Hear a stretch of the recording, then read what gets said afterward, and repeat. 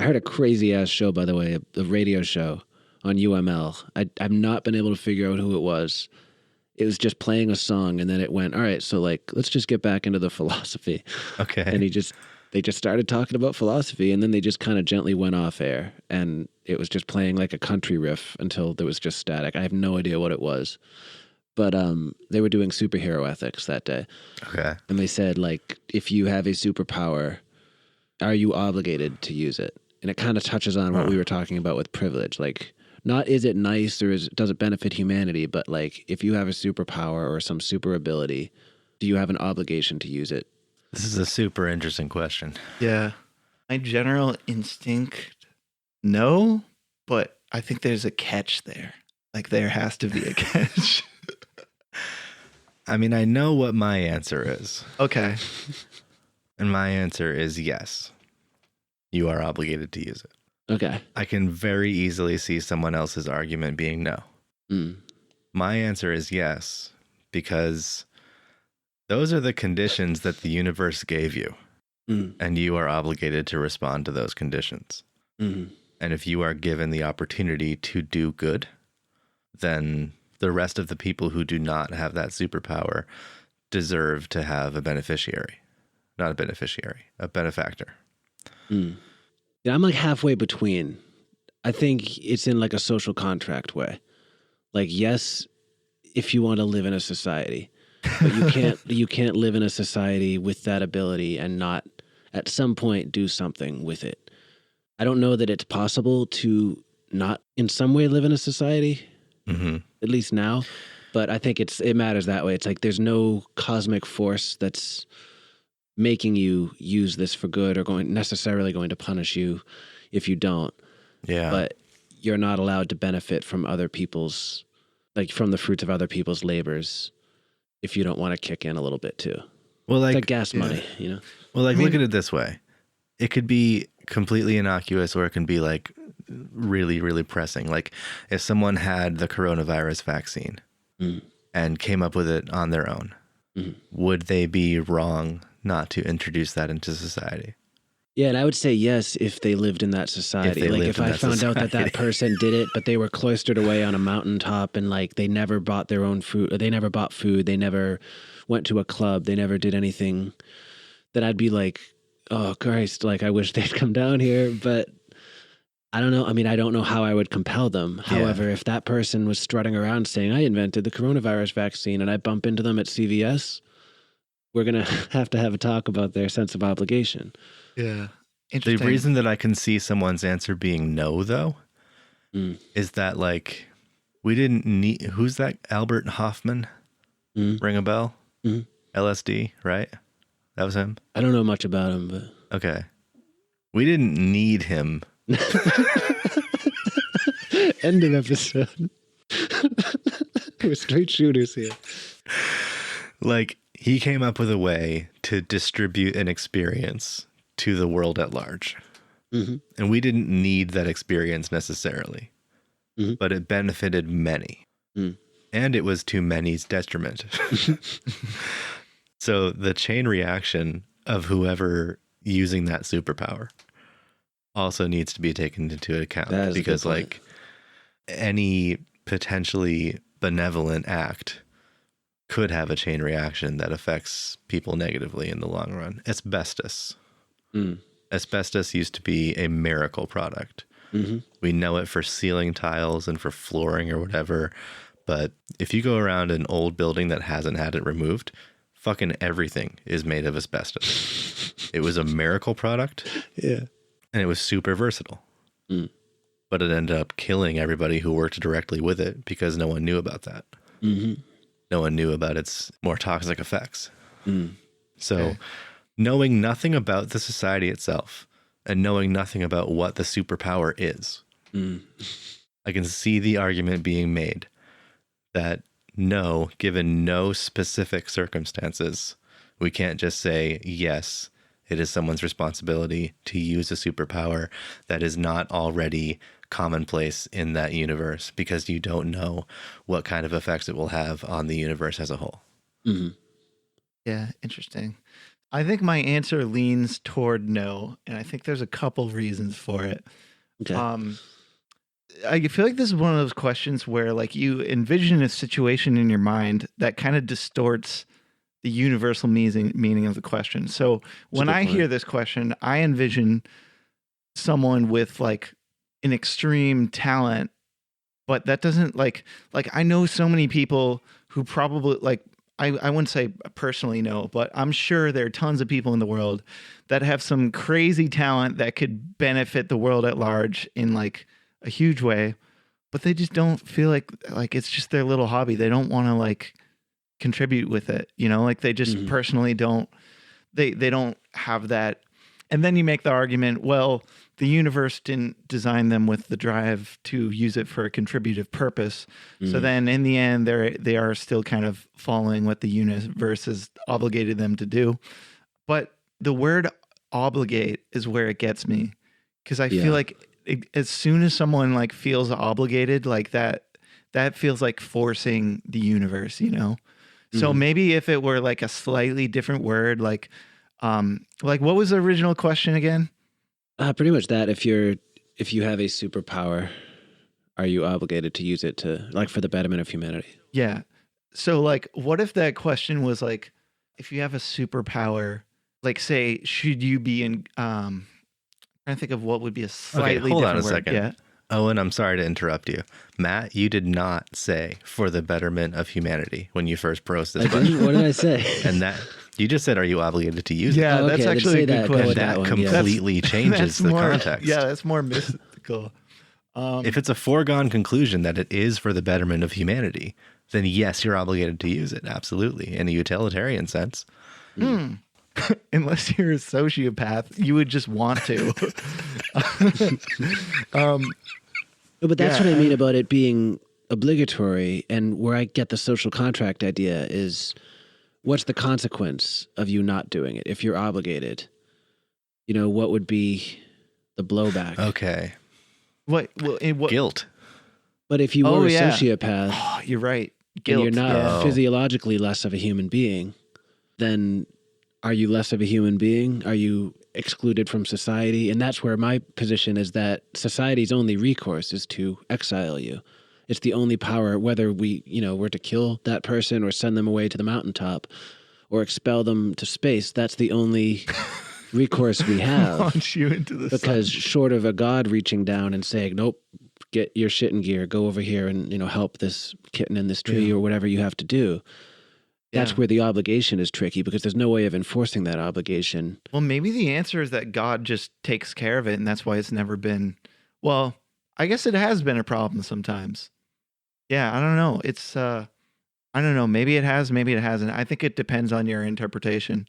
I was going to say, it gets into like that weird, creepy is versus ought territory. Yeah. Where like it's entirely based on what the consequences are. And if the consequences for the person with the superpower is that they would feel guilt, but it's a sociopath who doesn't feel guilt, then like in that sense, the consequences being laid out as they would be are irrelevant. Yeah. And so the consequences aren't weighted as equally as they would be otherwise. Yeah, I feel like the sociopaths and stuff just like make karma so like. Well, I feel like they still do get their karma because like people just find out, if they're interacting with society as all, they're gonna get somehow punished for not contributing, I think. But yeah, it's like it's almost subjective though, because like if you take a situation like someone like Jeff Bezos, a lot of people are pissed at him because he's hoarding all this money that they feel should be more equally distributed. But then I kind of looked into it, and he's like, he is working on this other space company or whatever. And it's kind of like, how do we know? Like, what if in 20 years' time, that is actually exactly what people need? And the fact that he hoarded all that money is actually going to a good karmic cause. You don't really know until the universe like brings that. Like right now, it seems like it makes no sense. Like, but I feel like that's almost an interesting example of this question.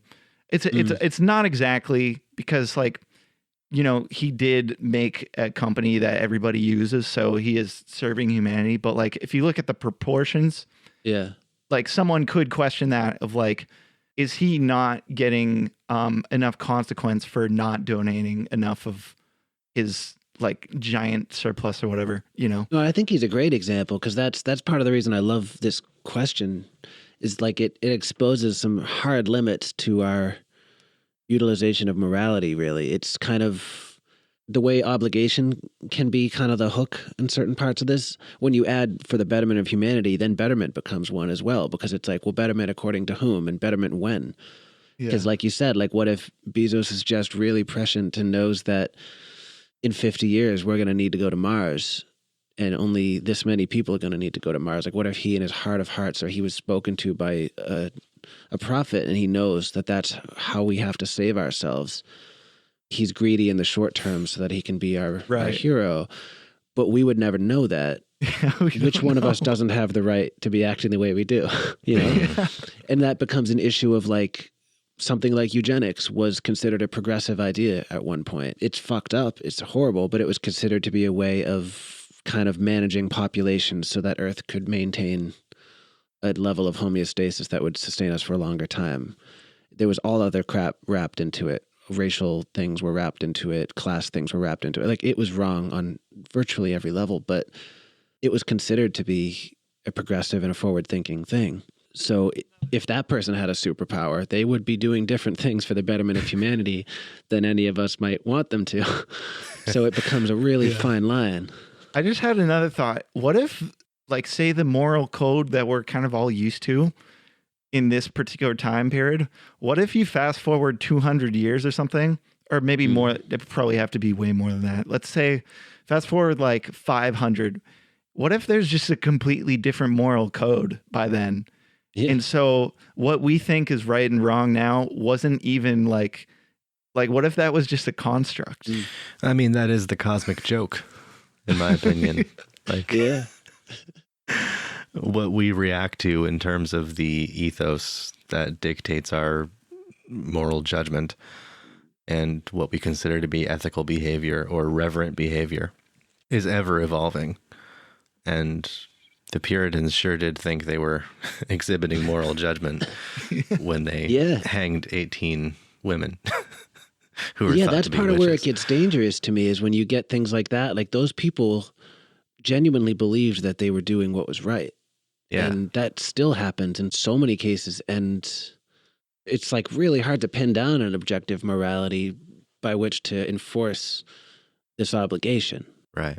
So then it becomes, it's just a very murky, you know, I don't know. I just love that question. It's so impossible to work through because there's also almost the nature nurture thing, like to bring it back to the sociopath point that Owen made. Like, does that person have an obligation? Like, is that guilt a proper metric or a proper punishment for that person to sort of measure themselves and pin themselves down for not acting the right way if they were born with sociopathy? Like if they had like a congenital condition that gave them sociopathy, is it fair to hold them to something like guilt? If they have a brain tumor. Guilt.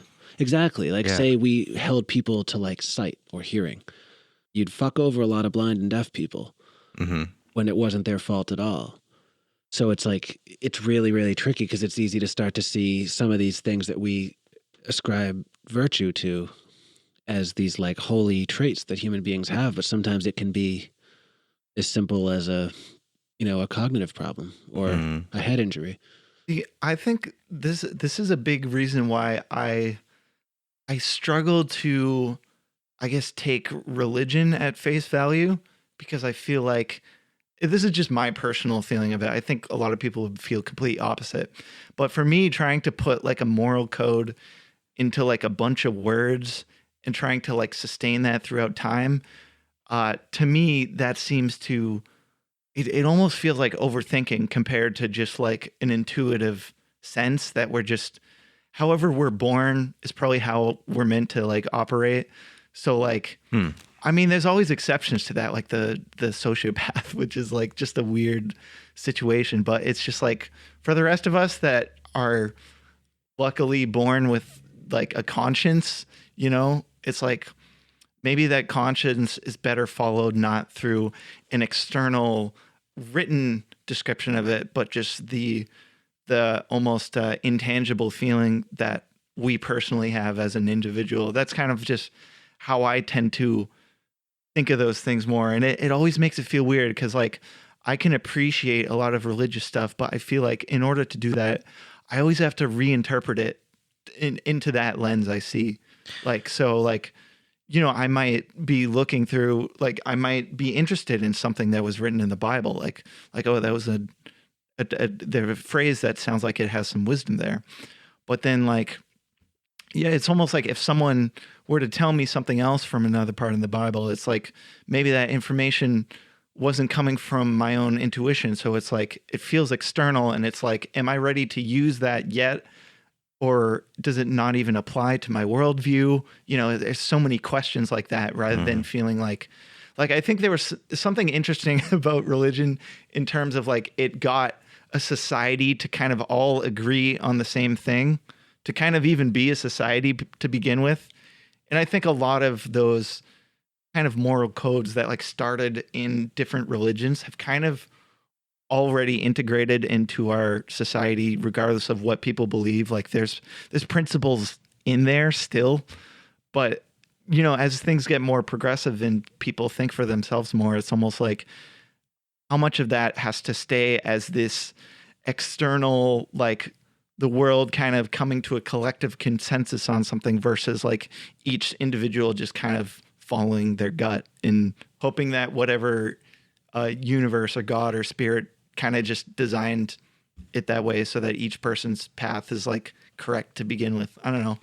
Well, that's when it gets tough because it's like, which moral worldview do we really have a right to claim in a practical sense? You know, like which one does the least harm and does the most good for people? And I think to that end, it would be like something like utilitarianism is, it can be so wrong so many times. Like there are definitely a million ways that can go wrong, but in some weird ways, it's the only one that we have any right to, or one of the only ones we have any right to. There's probably a few of them, but because it's only predicated on the here and now to some extent, or it's only predicated on things that we can directly reason with. Right. Not ideologies and not belief systems, really. It's just on what does the most good for the most people.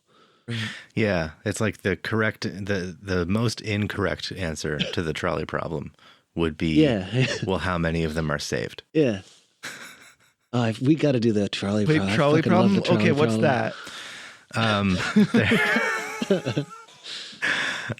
There's a trolley heading down a track. It's about to approach a fork, right? And so you can pull a lever to change its course. But on one course, there is one person standing on the tracks. On the other course, there are 5 people standing on the tracks. And so if you can pull the lever, wait, there's more to it than that, right, Matt? Yeah, wasn't there something like the people on the trolley will be in danger if you go one way? Something like that. So it's basically, do you kill one person to save 5?